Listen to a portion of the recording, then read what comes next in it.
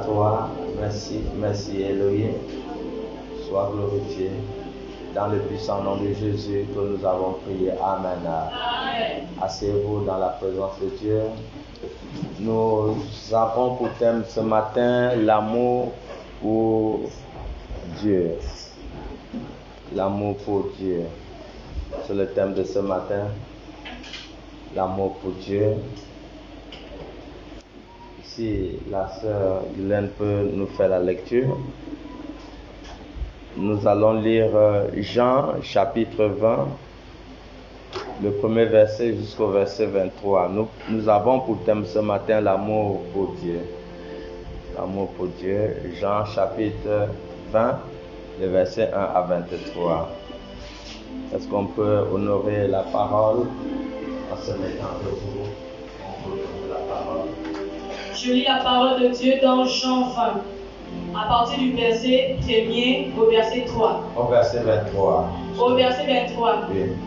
Le premier jour de la semaine, Oui. Marie de Magdala se rendit au sépulcre dès le matin, comme il faisait encore obscur, et elle vit que la pierre était ôtée du sépulcre.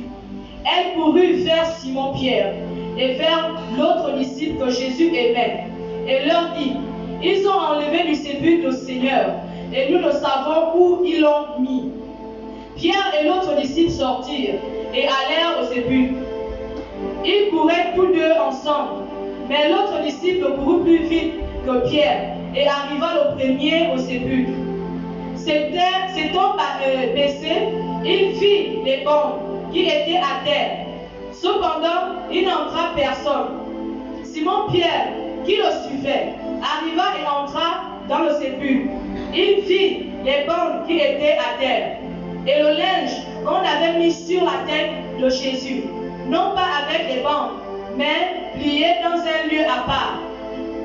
Alors l'autre disciple, qui était arrivé le premier au sépulcre, entra aussi, et il vit et il crut, car il ne comprenait pas encore que, selon l'Écriture, Jésus devait ressusciter des morts. Et les disciples s'en retournèrent chez eux. Cependant, Marie se tenait dehors, près du sépulcre, et pleurait. Comme elle pleurait, elle se baissa pour regarder dans le sépulcre. Et elle vit deux anges, vêtus de blanc, assis à la place où avait été couché le corps de Jésus, l'un à la tête et l'autre aux pieds. Ils lui dirent: femme, pourquoi pleures-tu? Elle leur répondit: parce qu'ils ont enlevé mon Seigneur, et je ne sais où ils l'ont mis. En disant cela, elle se retourna et elle vit Jésus debout. Mais elle ne savait pas que c'était Jésus. Jésus lui dit: femme, pourquoi pleures-tu? Qui cherches-tu? Elle, pensant que c'était le jardinier, lui dit: Seigneur, si c'est toi qui l'as emporté, dis-moi où tu l'as mis, et je le prendrai. Jésus lui dit: Marie. Elle se retourna et lui dit en hébreu: Rabouni, c'est-à-dire maître. Jésus lui dit: ne me touche pas, car je ne suis pas encore monté vers mon Père. Mais va trouver mes frères et dis-leur que je monte vers mon Père et votre Père, vers mon Dieu et votre Dieu. Marie de Magdala, elle alla annoncer aux disciples qu'elle avait vu le Seigneur et qu'il lui avait dit ces choses. Le soir de ce jour, qui était le premier de la semaine, les portes du lieu où se trouvaient les disciples étaient fermées à cause de la crainte qu'ils avaient des Juifs. Jésus vint, se présenta au milieu d'eux et leur dit: la paix soit avec vous. Et quand il eut dit cela, il leur montra ses mains et son côté. Les disciples furent dans la joie en voyant le Seigneur.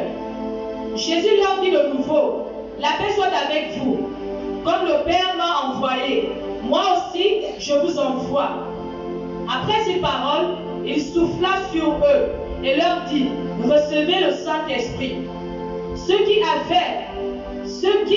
à qui vous pardonnerez les péchés, ils leur seront pardonnés. Et à ceux à qui vous les retiendrez, ils leur seront retenus. Amen. Amen. Assez bon.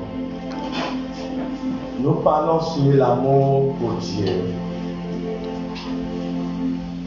Et nous constatons ce matin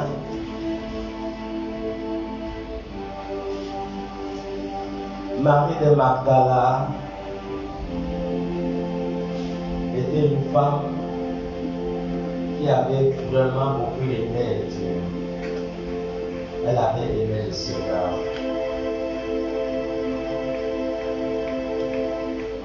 Et c'est pour cette raison que son histoire sera connue jusqu'à la fin du monde. L'histoire de Marie Magdala. C'était une grande femme de Dieu.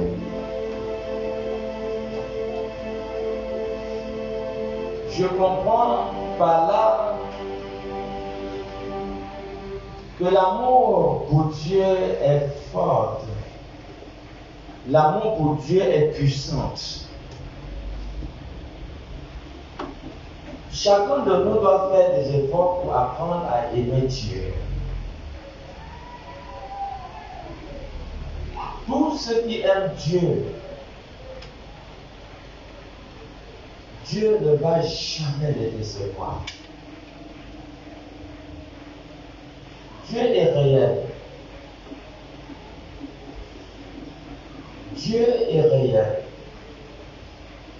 Et Dieu connaît ceux qui l'aiment véritablement. Est-ce que vous voyez un peu l'amour? Souvent que certaines filles, lorsque leurs fiancés leur disent qu'ils rompent leur union, et la fille est prête au point d'aller se suicider. Pourquoi quelqu'un peut aller se suicider? Parce qu'un homme l'a dit que c'est fini. Parce qu'au fait, la fille aimait cet homme à mourir. Et lorsque cet homme vient lui dire que c'est fini, pour elle, elle ne vit plus, elle préfère se suicider. L'amour pour Jésus est au-delà de la raison. C'est au-delà de toute compréhension. Dieu sait ceux qui l'aiment véritablement. Dieu sait ceux qui l'aiment.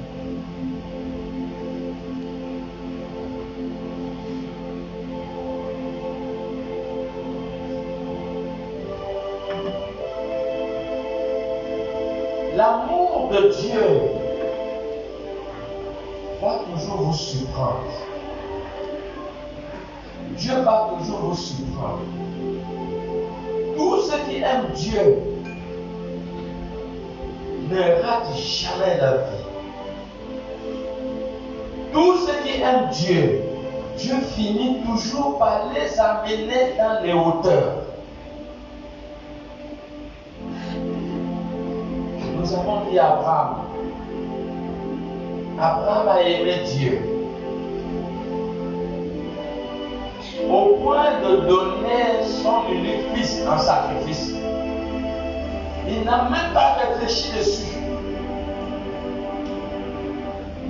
C'était l'expression de l'amour qu'il avait pour Dieu. Si vous aimez Dieu, Dieu vous mettra sous les projecteurs du monde. Tout amour pour Dieu va te faire connaître, va élever ton nom, va élever ta personne. Voilà pourquoi nous avons l'histoire de Marie de Magdala. Elle a montré que l'amour qu'elle avait pour Dieu était au-dessus des disciples.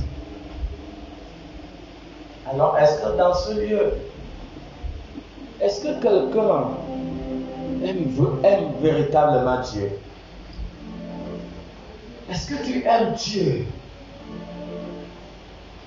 Est-ce qu'on peut voir quelqu'un qui aime Dieu à travers son action, à travers son engagement, à travers ton alliance avec Dieu, à travers tes actes? Est-ce que l'amour de Dieu peut se voir au-dedans de toi?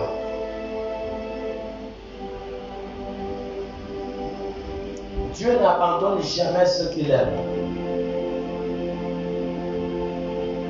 Dieu se révèle toujours à ceux qu'il aime. Toujours et toujours. Il ne les abandonne pas.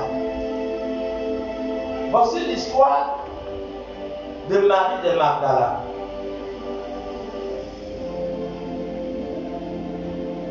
Ça ne faisait pas longtemps que Jésus venait d'être crucifié.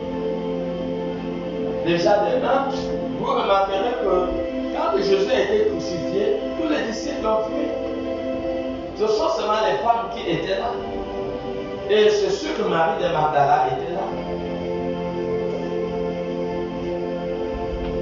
Pendant même que Jésus avait besoin d'eux, c'est à ce moment qu'ils ont fui à cause de la persécution. Ils ont abandonné Jésus.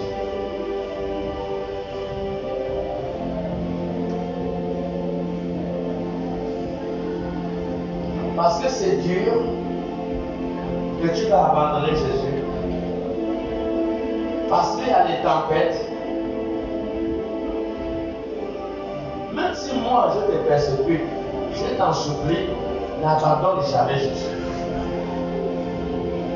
N'abandonne pas Dieu.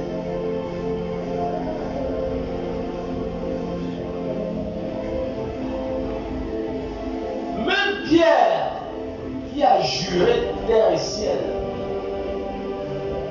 que Seigneur, je ne vais jamais t'abandonner.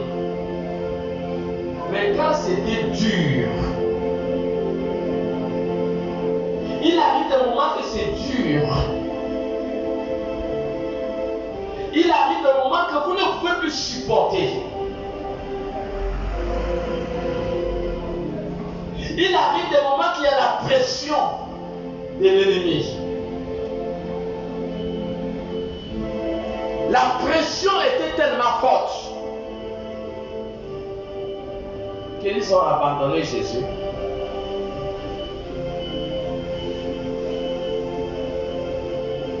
Romains 8 dit, qu'est-ce qui va nous séparer de l'amour de Christ? C'est un homme.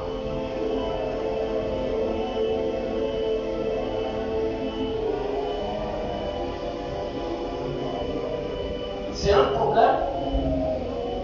Rien ne doit te séparer de l'amour manifesté en Jésus-Christ. Tous ceux qui aiment sont connectés et seront connectés dans le surnaturel.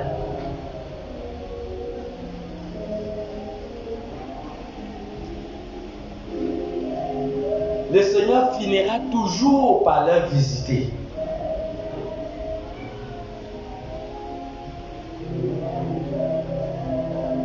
Il n'y a pas de grand mystère qui est Dieu.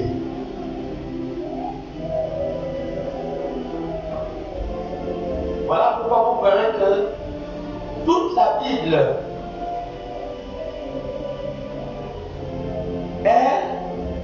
a été conclue sur un seul commandement. Tu aimeras l'Éternel, ton Dieu, de tout ton cœur, de toute ton âme et de toute ta force. C'est ce que Jésus-Christ dit. Dans Matthieu 22, à partir du verset 36, il dit Maître, jusqu'au verset 41, il dit Maître, quel est le plus grand commandement de la loi? Jésus lui répondit, tu aimeras le Seigneur ton Dieu de tout ton cœur, de toute ton âme et de toute ta pensée. C'est le premier et le plus grand commandement. Matthieu 22, 36 à 41. Il dit, c'est le plus grand commandement.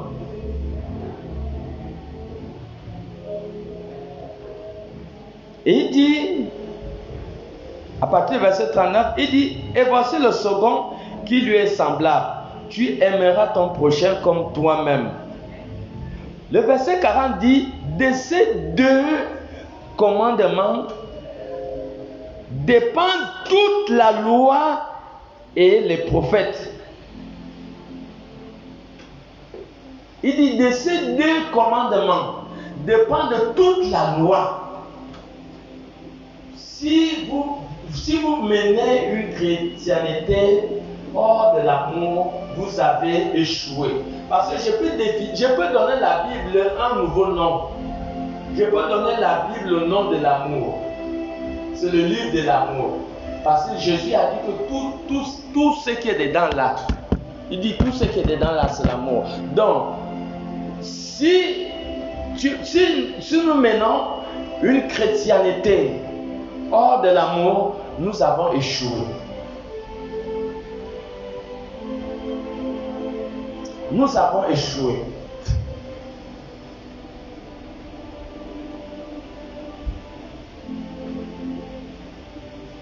Nous avons une capacité de réflexion. C'est Jésus qui dit, c'est le plus grand commandement. Alors je vais être grand. Je vais expérimenter des choses nouvelles. Je veux avoir une visitation de Dieu. J'entre dans l'étude du plus grand commandement. Le plus grand commandement, c'est quoi? Tu aimeras l'Éternel, ton Dieu.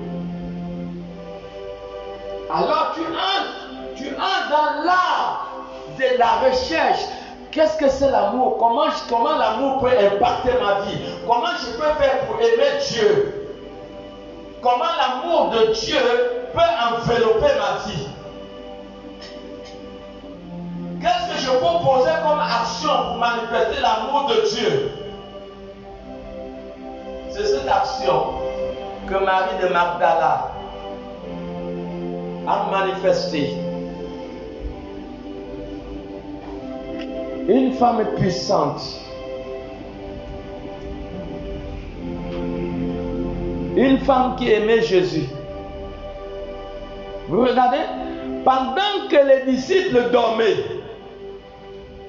le premier jour de la semaine, Jean 21, Marie de Magdala se rendit au sépulcre dès le matin, comme il faisait encore obscur. Et elle vit que la pierre était ôtée du sépulcre. Donc, attends. C'est sûr, Jésus avait été enterré vendredi. Jésus est resté dans la tombe samedi. Et Jésus est ressuscité dans la nuit de dimanche.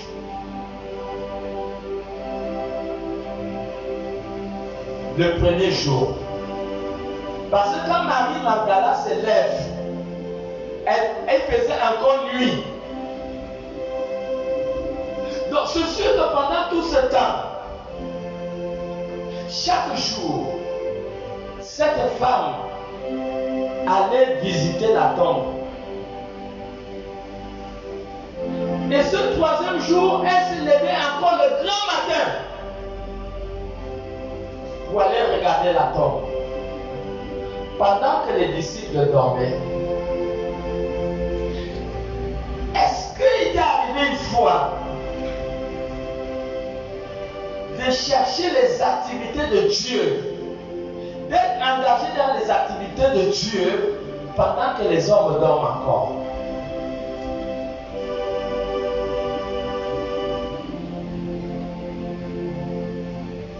Est-ce qu'il t'est arrivé soucieux de te soucier du Seigneur, pendant que les autres ne sont pas engagés, pendant que les autres dorment. Marie de Magdala n'a pas regardé que les autres dormaient.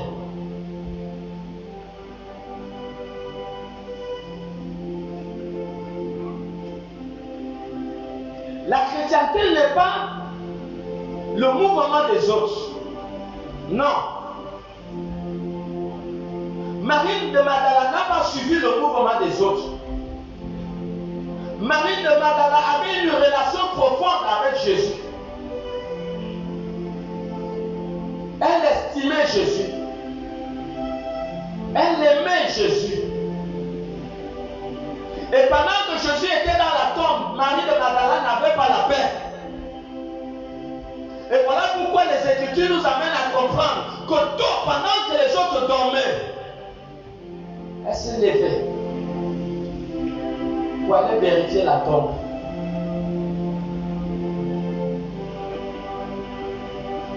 Elle est partie regarder. On dit sur verset 2,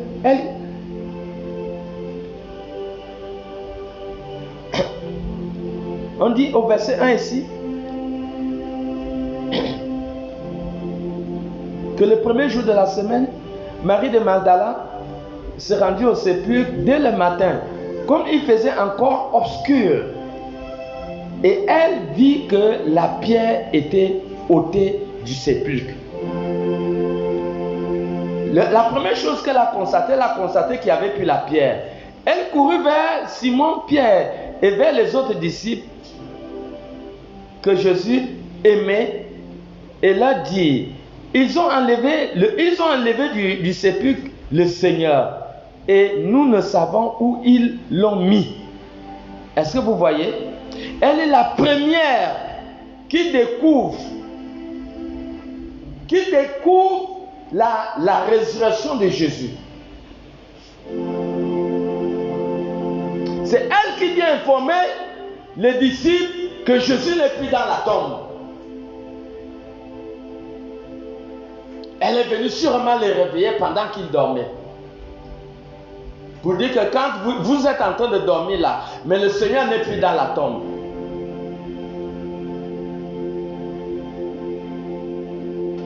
Pierre et l'autre disciple sortirent et en allèrent au sépulcre. Ils coururent tous deux ensemble. Mais l'autre disciple courut plus vite que Pierre et arrivèrent le premier au sépulcre. S'étant baissé, il vit des bandes qui étaient à terre. Cependant, il n'entra pas. Simon-Pierre, qui le suivait, arriva et entra dans le sépulcre. Il vit les bandes qui étaient à terre. Vous voyez? Et vous voyez là, Pierre et les autres disciples, ils sont entrés dans le sépulcre. Écoutez, ils sont entrés dans le sépulcre, mais dans le sépulcre, ils n'ont pas vu l'ange.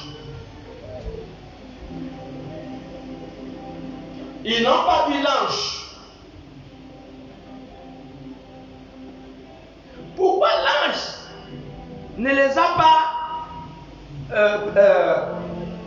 on dit ça comme paru?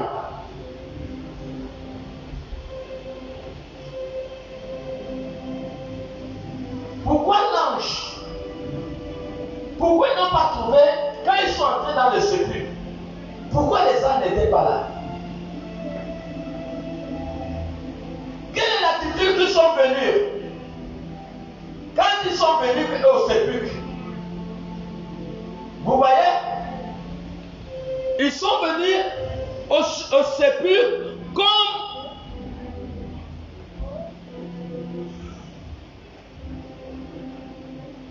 ils sont venus comme pour faire un constat, pour venir constater. Vous voyez?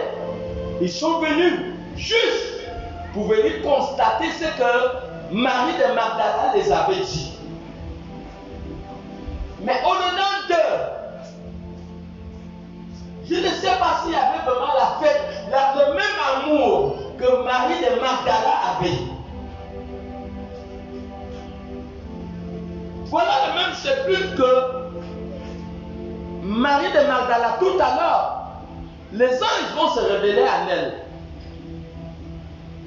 Mais pourquoi les anges ne se sont pas révélés aux disciples lorsqu'ils étaient là au sépulcre? Mais les anges pouvaient bien venir et là parler aux disciples. Regardez déjà l'attitude des disciples pour voir que la même affection que Marie de Magdala avait pour Jésus, ce n'est pas la même affection que les autres disciples avaient. Voici la preuve. Vous voyez au verset 7, et le linge qu'on avait mis sur la tête de Jésus, non pas avec les bandes, mais plié dans un lieu à part. Alors l'autre disciple qui était arrivé le premier au sépulcre entra aussi et il vit et le crut. Car il ne comprenait pas encore que selon l'écriture, Jésus devait ressusciter des morts. Regardez le verset 10. Le verset 10 dit que et les disciples s'en retournaient chez eux. Vous voyez? Les disciples sont retournés chez eux. Ils ont laissé Marie de Magdala. Ils sont tous retournés. Mais un événement comme ça, déjà il y avait des problèmes sur la mort de Jésus. Mais moi je crois que les disciples devaient être là aussi pour veiller sur la tombe. Mais ils étaient où? Ils sont venus juste par curiosité. C'est le mot qui m'échappait. Quand Marie, est-ce que ce que tu dis c'est vrai? Par curiosité. Mais où est la même affection que Marie avait? Comment tu viens à l'église? Est-ce que tu viens par curiosité? Est-ce qu'il y a vraiment l'amour pour Jésus au-dedans de ton cœur?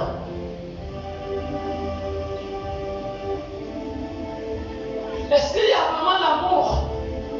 Mais sans amour, comment peux-tu marcher avec lui? Tu ne peux pas marcher avec Dieu. C'est ce qui te confère l'autorisation d'être avec Dieu, c'est l'amour. L'amour te délivre.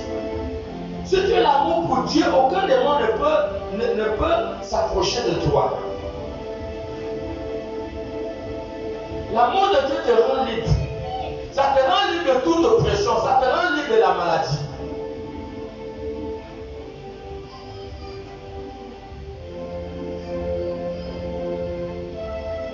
Si tu aimes Dieu, ta vie ne peut plus jamais être la même. Tu aimes Dieu, un démon ne peut pas t'oppresser. L'amour de Dieu est tellement puissant. Comment viens-tu à l'église? Tu viens en tant que spectateur? Non, ne viens pas en tant que spectateur. Que l'amour de Dieu soit la seule vertu qui puisse t'animer. Ça doit t'animer. On n'a jamais l'amour quand tu aimes un homme véritable, on ne force pas. On ne te force pas pour aider l'homme. C'est quelque chose de mystérieux. L'amour est mystérieux. Ça ne se force pas. Quelle est ton attitude vis-à-vis de Dieu? Marie de Magdala, il faut aussi rester chez elle pour dire que bon, c'est pas mon affaire. Mais l'amour de Dieu amène en sorte que l'affaire de Dieu soit ton affaire. pas seulement l'affaire du pasteur. Parce que vous allez voir aujourd'hui beaucoup d'églises aujourd'hui. Tout ce qui concerne les défis de l'église, c'est l'affaire du pasteur. Non, ce n'est pas l'affaire du pasteur. Ce n'est pas l'affaire du pasteur. Lorsque tu as l'amour de Dieu, tu comprends que l'amour de Dieu te donne le droit, ça te donne de l'affection pour tout ce qui concerne Dieu, pour tout ce qui concerne le service de Dieu, pour tout ce qui concerne la vocation. On ne te force pas. Ça te rend fou. L'amour de Dieu te rend fou. Ça te rend fou de Dieu.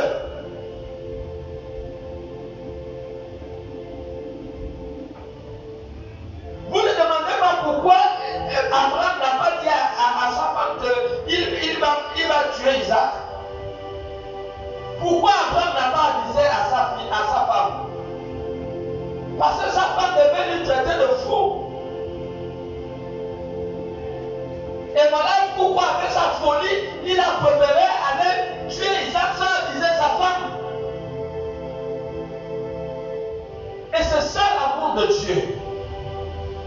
Ce n'est pas une affaire d'un individu, c'est une affaire propre. Marie de Magdala a compris que c'était son affaire propre.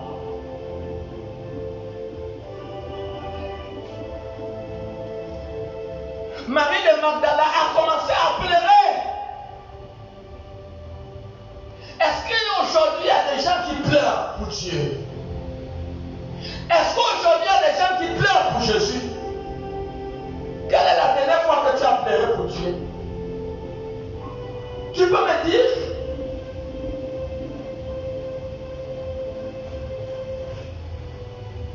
Mais les larmes de Marie de Magdala étaient l'expression de son cœur. Elle avait la douleur parce qu'elle n'avait pas trouvé son Seigneur. Elle n'était pas tranquille. Elle s'est fondue à l'âme. Où sont les gens qui fondent à l'âme dans la présence de Dieu pour exprimer leur brisement, pour exprimer leur amour qu'ils sont véritablement pour Jésus, pour exprimer les douleurs, pour exprimer le prix qu'ils sont en train de payer pour être avec Jésus? Où sont tes larmes?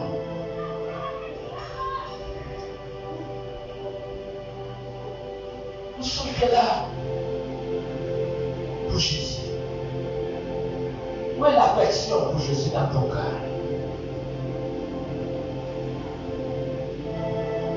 Où est ton action pour Jésus?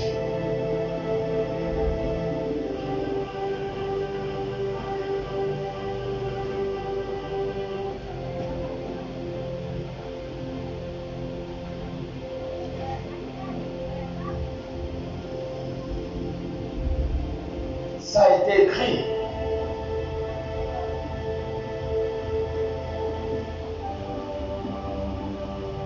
Parce que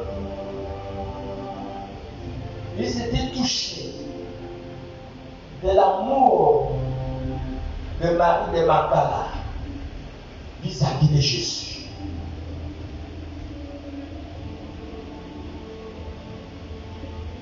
À travers cet amour,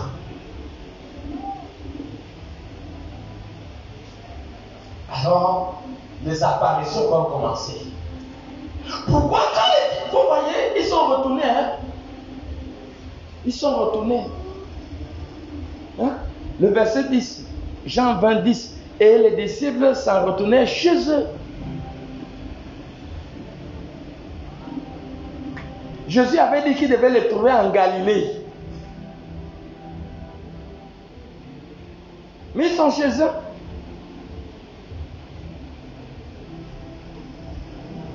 Ils sont chez eux. Ne reste pas chez toi. Ne reste pas chez toi. Pendant que l'Église a besoin de toi.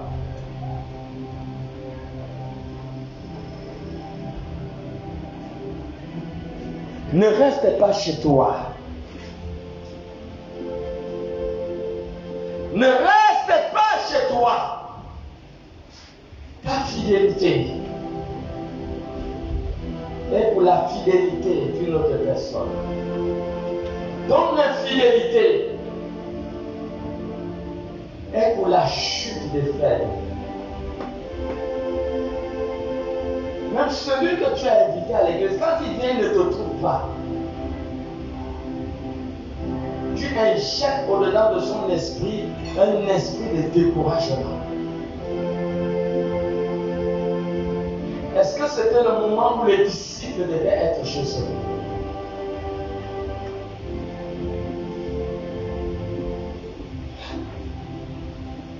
Jésus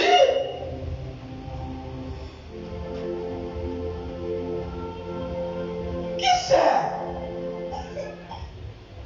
Est-ce que ce n'est pas la raison pour laquelle Jésus n'a pas apparu quand ils étaient là? Mais ça coûtait quoi à Jésus de paraître quand les disciples étaient là et quand Marie de Magdala était là? Parce que quand nous faisons l'exégèse et la biographie de ce passage biblique, nous comprenons beaucoup de choses. Vous savez, vous pouvez manquer une visitation de Dieu. Pourquoi? Parce que votre cœur est en déficit d'amour. Votre cœur est en déficit de la compassion. Mais qu'est-ce qu'il faisait à la maison? Est-ce que la maison était plus importante pour eux qu'ils restent? Déjà, ils ont trouvé que Jésus n'était plus dans le sépulcre. Mais qu'est-ce qui les a poussés à la maison? Ils devaient rester. Ils devaient se demander, mais qu'est-ce qui ne va pas? L'histoire devait être écrite, mais l'histoire était écrite à travers les femmes. C'est les femmes qui vont révéler le mystère de la tombe aux hommes. S'il n'y avait pas les femmes, cette histoire, cette révélation, qu'est-ce que ça devait être connu? Si Marie de Magdala n'était pas là. Vous voyez qu'il y a des moments que Dieu a besoin de votre présence pour écrire l'histoire. Votre absence peut être fatale. Votre absence peut vous faire manquer quelque chose. L'absence, ils auraient dû bénéficier du mystère du tombeau. Mais tous les disciples ont raté. Aucun disciple n'a pas vu les anges qui étaient dans le tombeau. Aucun disciple n'a pas vu Jésus dans ce lieu, à ce moment même. C'est en cet instant, en ce moment, s'ils étaient tous là, peut-être Jésus aurait dû parler encore beaucoup d'autres choses.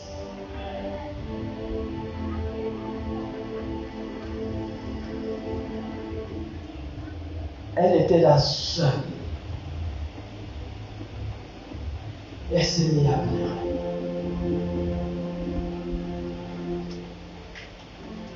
Elle pleurait.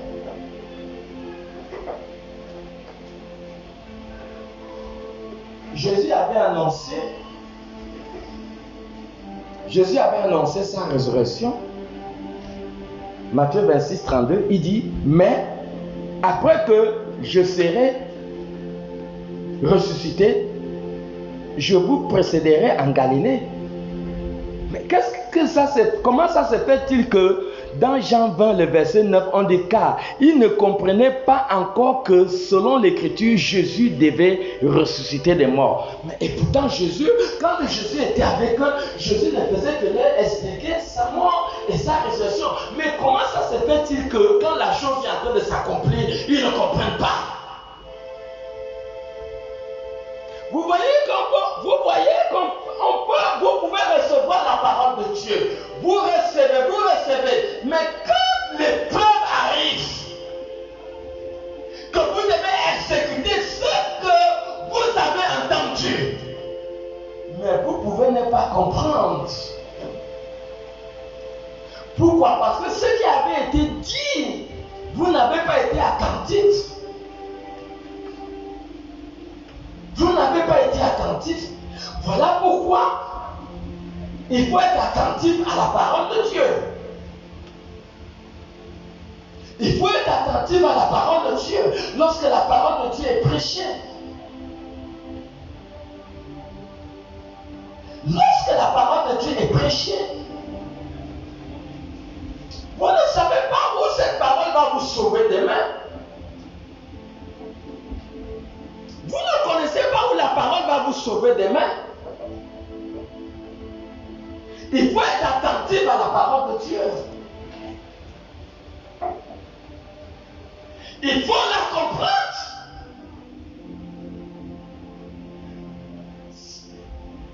Un enfant qui n'a pas compris une leçon n'est pas bien placé pour faire cette épreuve d'examen. Pour réussir une épreuve d'examen, il faut que tu aies compris ce que le professeur t'a enseigné. Mais comment tu peux être fort devant une tentation, devant une épreuve? Mais l'épreuve, la tentation est là, c'est pas là pour te faire des cadeaux. La tentation est là pour te détruire. Quand le diable s'est présenté devant Adam et Ève avec la pomme qui avait été défendue. Vous voyez, Dieu les avait parlé. Genèse 2:16. Vous voyez, Dieu les avait parlé. Genèse 2:16. Il dit au verset 16. L'Éternel Dieu parla. L'Éternel Dieu donna cet ordre à l'homme. Tu pourras manger de tous les arbres du jardin, mais tu ne mangeras pas de l'arbre de la connaissance du bien et du mal, car le jour où tu mangeras, tu mourras. Vous voyez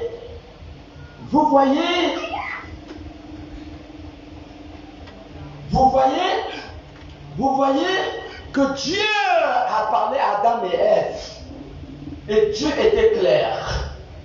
Comme Dieu peut te parler aujourd'hui, et tu négliges. Toute négligence peut être fatale.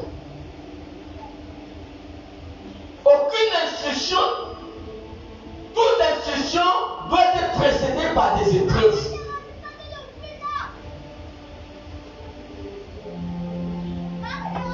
La fin de toute instruction d'un enfant pour accéder à la classe supérieure, c'est l'épreuve d'examen. On ne reçoit pas la parole de Dieu. Comme ça, on la reçoit pour faire face à l'épreuve qui viendra demain. Et l'épreuve était devant Adam et Ève.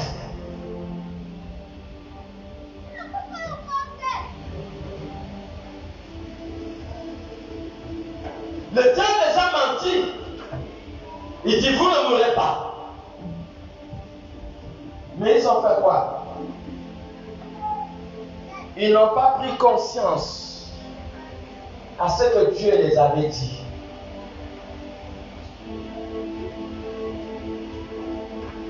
Toute négligence des Écritures peut être toujours fatale. Apprenons à respecter la souveraineté de la parole de Dieu. Ne faites pas l'erreur de vivre selon le mécontentement de la chair. La chair est mauvaise. La chair a la haine. Ne vis pas selon la chair. Tous ceux qui vivent selon la chair ne font pas leur route. Ils finissent par mourir vite. Parce que Romains 8:5 dit que la préoccupation de la chair, c'est la mort. Et la préoccupation de l'esprit, c'est la vie.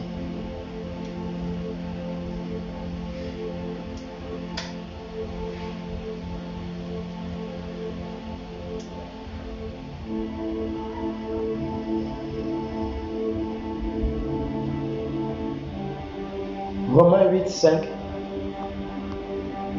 il dit, ceux en effet qui vivent selon la chair s'affectionnent aux choses de la chair, tandis que ceux qui vivent selon l'esprit s'affectionnent aux choses de l'esprit. Et l'affection de la chair, c'est la mort, tandis que l'affection de l'esprit, c'est la vie et la paix. Tu t'affectionnes de quoi? Marie de Magdala avait beaucoup d'affection pour Jésus.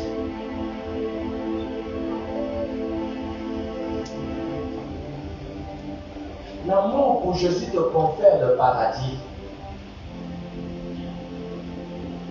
Tous ceux qui aiment Dieu, qui ont franchi l'étape déjà l'amour de Dieu authentifie ta nouvelle naissance.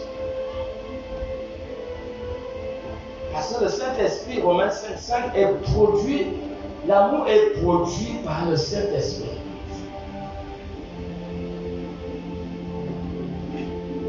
L'amour, Romains 5,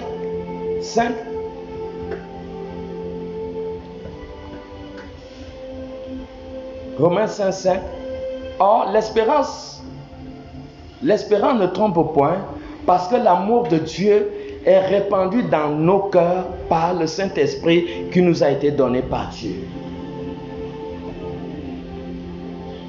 Tu ne peux pas avoir l'amour si tu n'as pas le Saint-Esprit.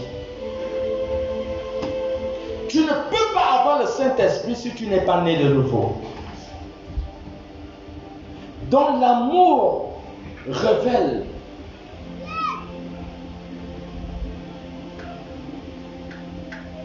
ton appartenance à la nouvelle Jérusalem céleste. L'amour de Dieu montre que ton nom est écrit dans le livre des vies de l'agneau. L'amour de Dieu est au-delà de la raison. L'amour de Dieu va toujours t'amener à pleurer. Si tu vois que depuis que tu as accepté Jésus, tu n'as jamais pleuré dans la présence de Dieu, je te dis que tu as un petit problème. Parce que l'amour de Dieu va toujours t'amener à couler les larmes. Même Pierre, ce jour, lorsqu'il s'est rendu compte que qu'est-ce que j'ai fait, Pierre s'est fondi à larmes. Personne ne peut être dans la présence divine de notre Seigneur Jésus qui a payé le prix au calvaire sans pleurer.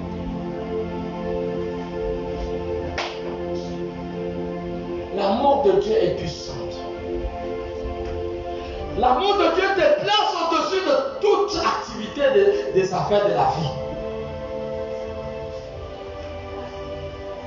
Il y a un monsieur qui habitait là.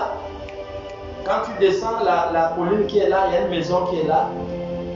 Quand je me rends compte que ce monsieur est mort, il y a toutes les maisons qu'il a construites. Maintenant, c'est resté pour qui? C'est resté pour les autres. L'amour de Dieu t'amène à négliger toute autre chose. L'amour de Dieu t'amène à valoriser tout ce qui concerne Dieu. La preuve est que les disciples dormaient et Marie-Magdala était à la tombe. Parce que l'amour de Dieu, pour elle, était au-delà de la raison. Qu'est-ce qui va nous séparer de l'amour de Dieu? Ça n'existe pas.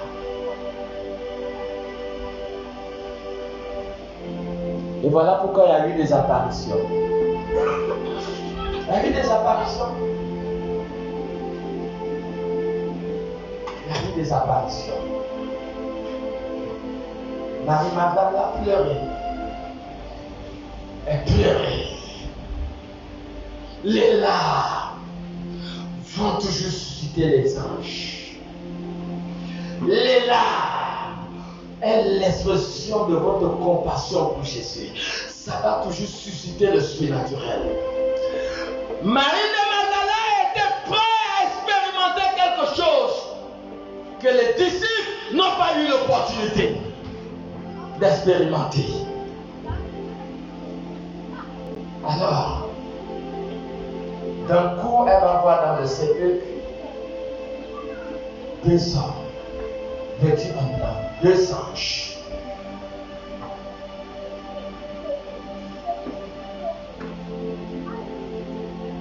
Elle va voir deux anges.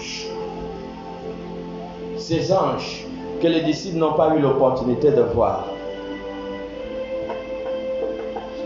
Le manque de compassion pour le Seigneur Jésus peut nous amener à rater certaines visitations. Ça peut t'amener à rater certaines visitations. Oh, l'amour de Dieu te confère une paix.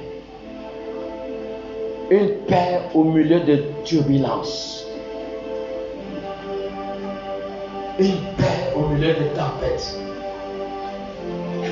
C'est pour cela que vous avez vu là là-bas, pendant qu'il y avait la tempête, Jésus dormait. C'est ça la définition de l'amour. Les anges vont l'apparaître. Au verset 12, on dit ici,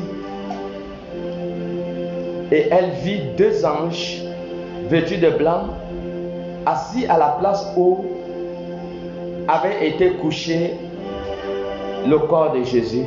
L'un à la tête, l'autre aux pieds. Ils lui dirent, vous voyez, les anges vont commencer à parler avec la femme. Voilà ce que les disciples ont raté.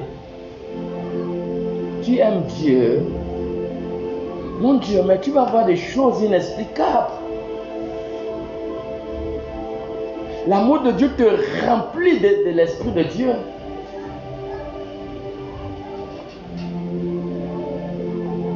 L'amour de Dieu est un feu. Ça ne permet pas à la maladie de rester dans ton corps. C'est un feu. Aucun démon ne peut pas s'approcher près de celui qui aime Dieu.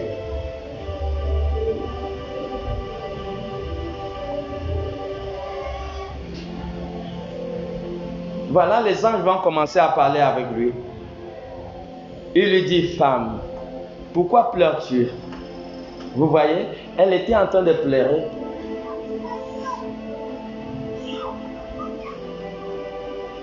Vous savez ce qui peut vous amener à ne pas pleurer dans la présence de Dieu? Parce qu'il y a quelque chose qui manque.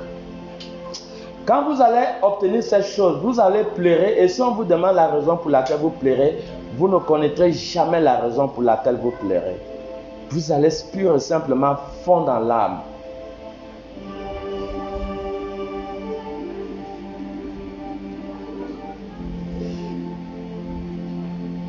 L'amour va toujours t'amener à pleurer.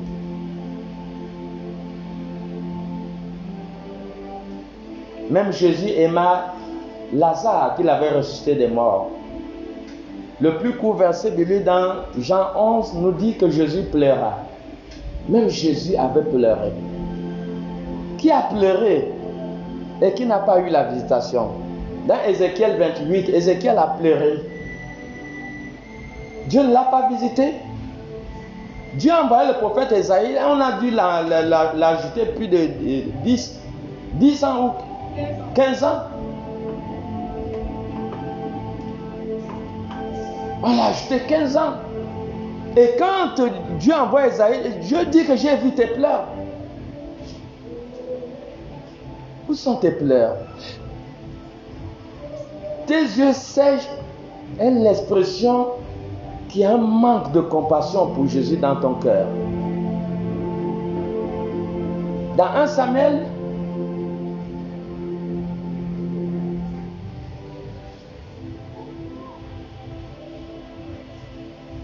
la mère de Samuel s'est mise à pleurer.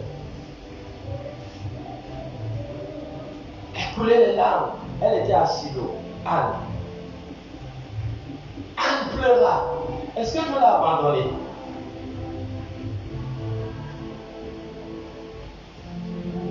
Personne. Les larmes viennent de la profondeur. Les larmes viennent de votre profondeur avec Dieu. Si vous n'atteignez pas la profondeur, vous ne pourrez jamais couler les larmes. Voilà pourquoi vous voyez à chaque fois vos yeux sont secs. Parce qu'il y a quelque chose qui manque. Je vous ai donné les preuves bibliques des gens qui ont coulé les larmes dans la présence de Dieu et tout de suite il y a eu une intervention divine. Est-ce que ça va?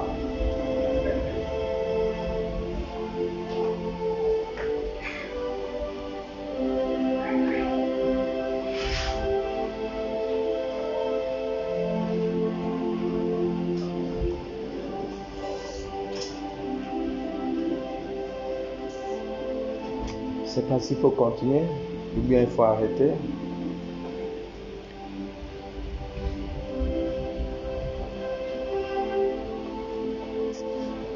La chorale a mené nous dans un cantique d'adoration. Amenez-nous dans un cantique d'adoration.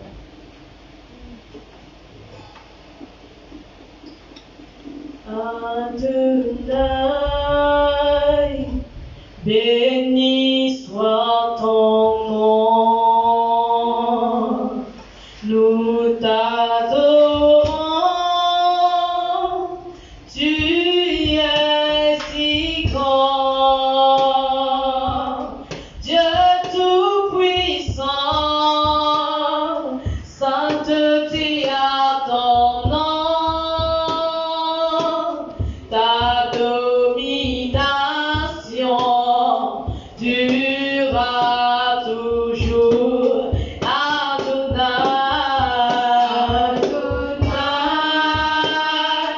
béni soit ton nom, nous t'adorons, tu es si grand, Dieu tout-puissant, sainteté à ton nom,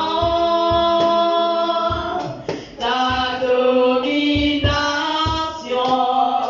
durera toujours. Jéhovah, tu es le Très-Haut. Jéhovah,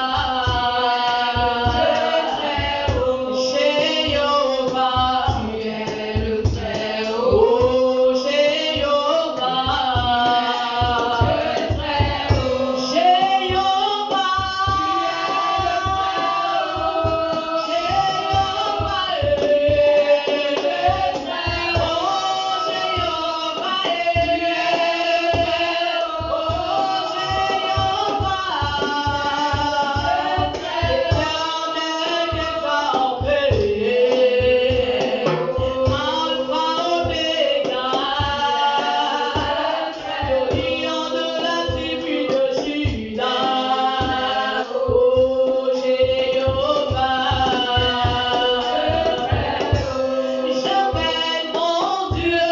j'appelle mon Dieu, tu agiras.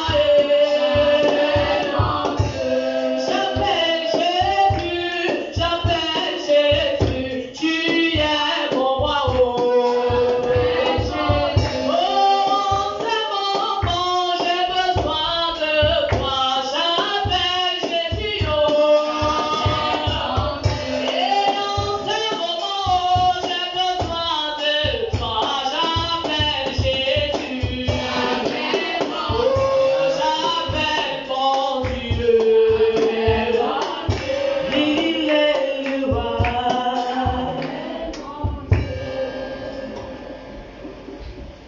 On appelle ce livre le livre de l'amour.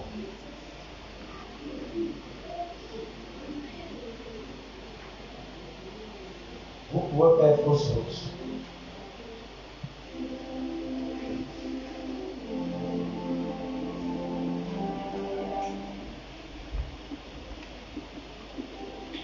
Voici le livre de l'amour. L'amour n'échoue jamais. Vous pouvez essayer toutes les cartes, mais l'amour n'échoue jamais. L'amour ne paye jamais la bataille. L'amour, elle est puissante.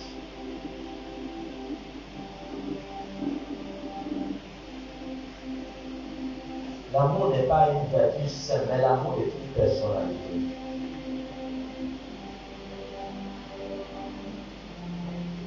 L'amour est Dieu. Quand vous aimez,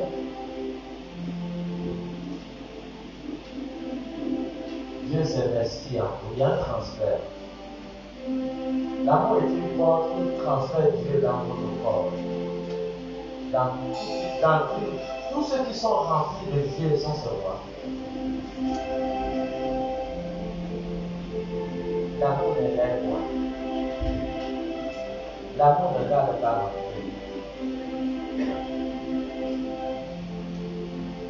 L'amour ne fait pas le mal à son prochain. L'amour pardonne tout. L'amour excuse tout. L'amour supporte tout.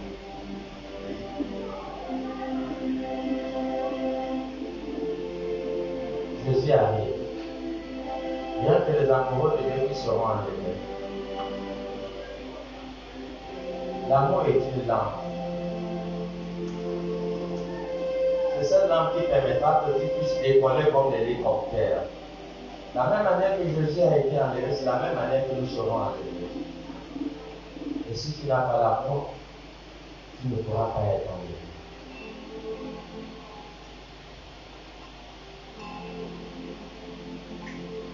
Voilà pourquoi vous avez vu Marie de Magdala pleurer. Parce qu'elle était remplie de l'amour de Dieu. L'amour de Dieu vous rend anormal. L'amour de Dieu vous sort dans le confort. Si tu fouilles bien dans le confort, tu trouveras une vie d'orgueil. L'amour de Dieu te réduit à rien. Ça te rend simple.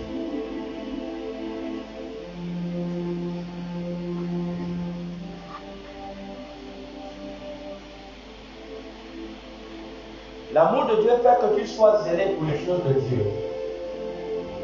On n'a pas besoin de te forcer. Pourquoi on va te forcer?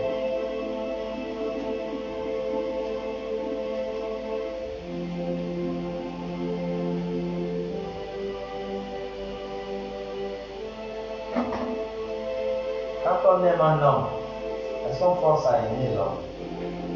On ne force pas, ça vient du cœur.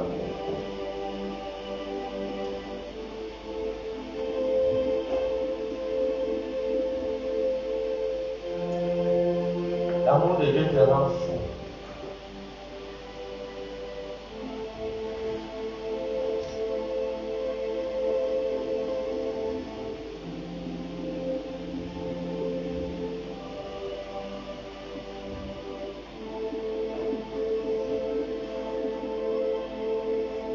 Voilà pourquoi cette femme ne pouvait pas se contenir avec ses larmes.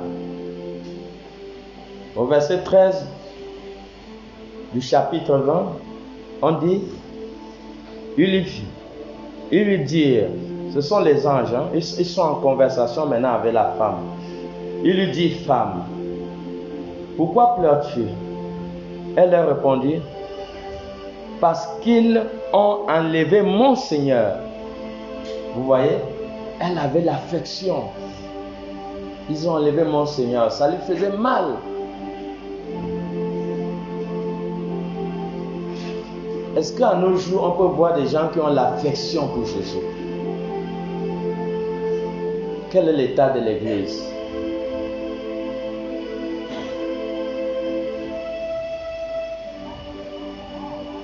Pourquoi tu veux regarder un homme?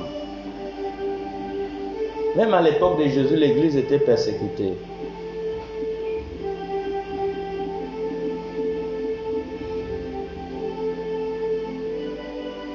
Ce n'est pas les hommes qui sont l'auteur de ce qui se passe. Vous voyez les chaises vides là, c'est le diable. C'est pas les hommes. La source de ça, c'est le diable qui combat l'Église.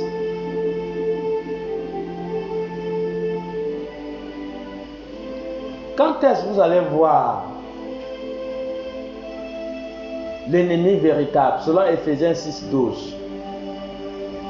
Il dit, nous n'avons pas à combattre contre nos frères et nos sœurs. Notre ennemi, c'est le diable.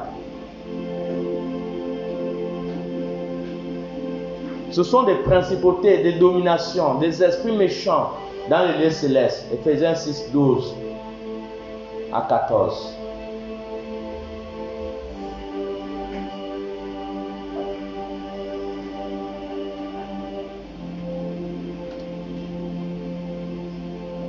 pleuré. Ils ont enlevé son Seigneur. Ils l'ont enlevé. Elle dit, elle ne sait pas où ils l'ont mis.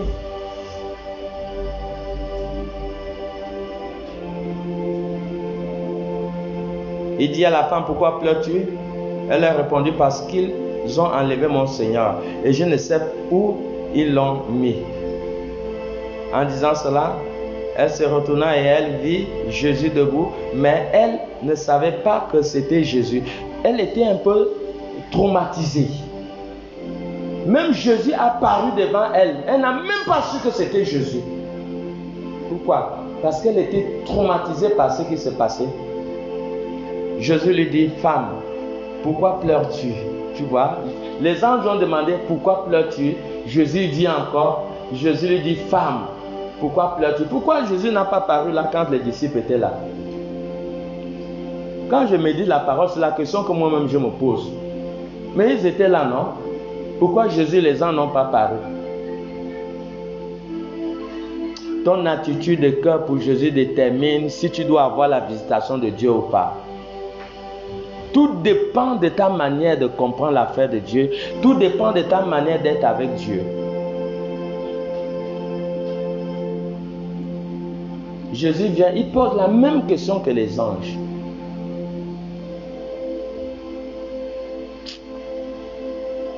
Femme, pourquoi pleures-tu?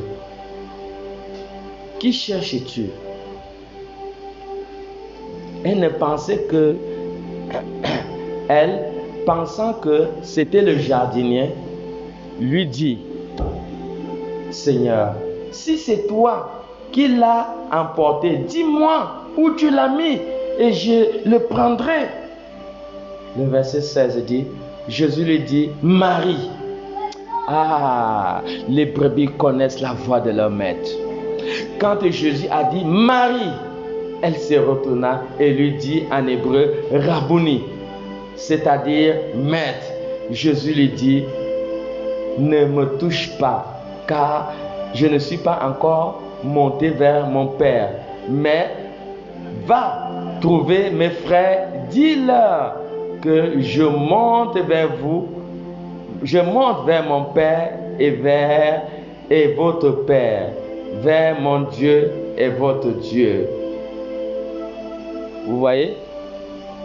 Le verset 19, le verset 18 dit ici, Marie de Magdala allait annoncer aux disciples qu'elle avait vu le Seigneur et qu'il lui avait dit ces choses.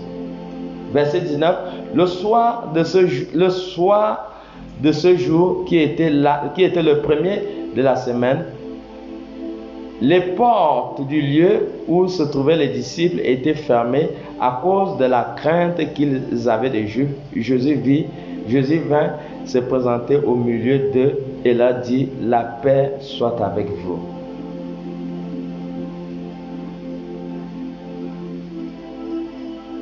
Jésus a dit que la paix, les portes étaient fermées et Jésus, aujourd'hui l'église a perdu la puissance. L'église croit que la puissance c'est chasser les démons. Même le diable chasse les démons. Les filles de Séba, ils chassaient les démons. Non? Tout le monde chasse les démons, c'est pas ça la puissance.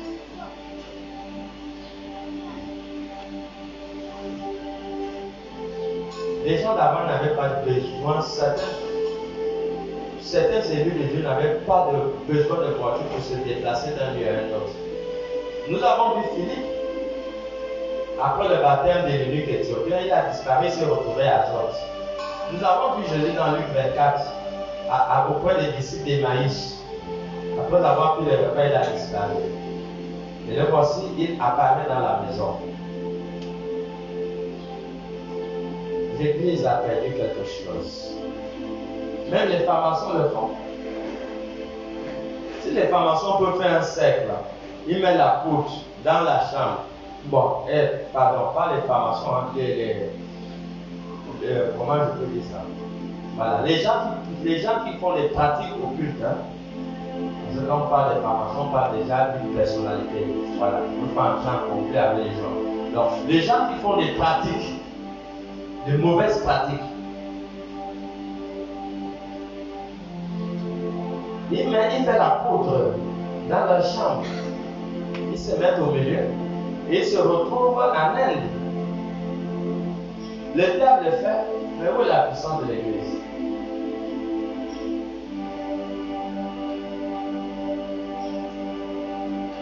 Amen. On va s'arrêter par là. Ça continue, mais on va s'arrêter par là. Que chacun de nous développe l'amour de Jésus dans son cœur.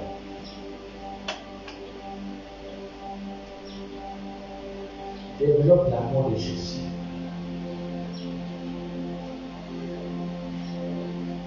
L'amour de Dieu va t'amener dans la plénitude de Dieu. L'amour de Dieu est la finalité même de la chrétienté. L'amour de Dieu est le plus haut sommet de la chrétienté.